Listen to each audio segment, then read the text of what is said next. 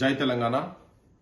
రేవంత్ రెడ్డి తెలంగాణ రాష్ట్ర ముఖ్యమంత్రిగా ప్రమాణ స్వీకారం చేసిన నాటి నుండి తెలంగాణ ప్రజలను, తెలంగాణ రాష్ట్రాన్ని, తెలంగాణ వాదాన్ని, నాదాన్ని, నినాదాన్ని అడుగడుగునా అవమానపరుస్తున్నాడు. అమరవీరుల త్యాగాలను అపహాస్యం చేస్తున్నాడు. చులకన భావంతో చూస్తున్నాడు.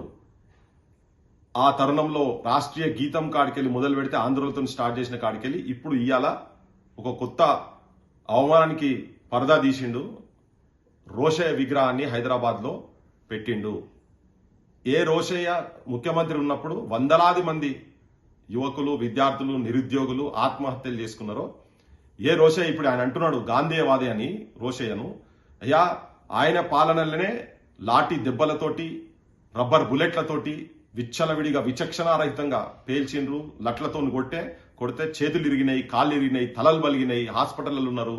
కొంతమంది హ్యాండిక్యాప్ అయినరు. ఇప్పుడు అంత దమనకాండ చేసి రక్తాన్ని ప్రతి పల్లెల చిందించినటువంటి వ్యక్తి విగ్రహాన్ని తీసుకొచ్చి నువ్వు హైదరాబాద్ లో ఆవిష్కరణ చేసినావు కదా. ఇది తెలంగాణ ప్రజల, తెలంగాణ అమరుల ఎంతో మంది యాదయ్య సొంటోళ్ళు కావచ్చు, సాయ సొంటోళ్ళు కావచ్చు, వేణుగోపాల్ రెడ్డి సొంటోళ్ళు కావచ్చు ఆత్మహత్యలు చేసుకున్నారు. మీద పెట్రోల్ పోసుకొని చనిపోయినరు. యాదయ్య చనిపోయే ముందు ఆయన పాలన, రోషయ్య పాలన ఎంత ఘోరంగా ఉండే అంటే, ఒక ర్యాలీ యూనివర్సిటీ నుంచి అసెంబ్లీ దాకా తీసుకుపోతామంటే పర్మిషన్ ఇవ్వకుండా అందరినీ గేట్లలో లోపల పెట్టి కుక్కలను కొట్టినట్టు కొట్టిండ్రు. ఆ టైంలో యాదయ్య బయట నుంచి వచ్చి మీద పెట్రోల్ పోసుకొని 7 పేజీల లెటర్ రాసి, నువ్వు మమ్మల్ని ఆ బాటలో కూడా పోని అంటున్నావు కదా, నేను ఆ బాటలో 50 అడుగులు పోతా అని చెప్పి మీద పెట్రోల్ పోసుకొని విద్యానగర్ సైడ్ ఉరుక్కుంటా ఆత్మహత్య చేసుకుని చనిపోయిండు.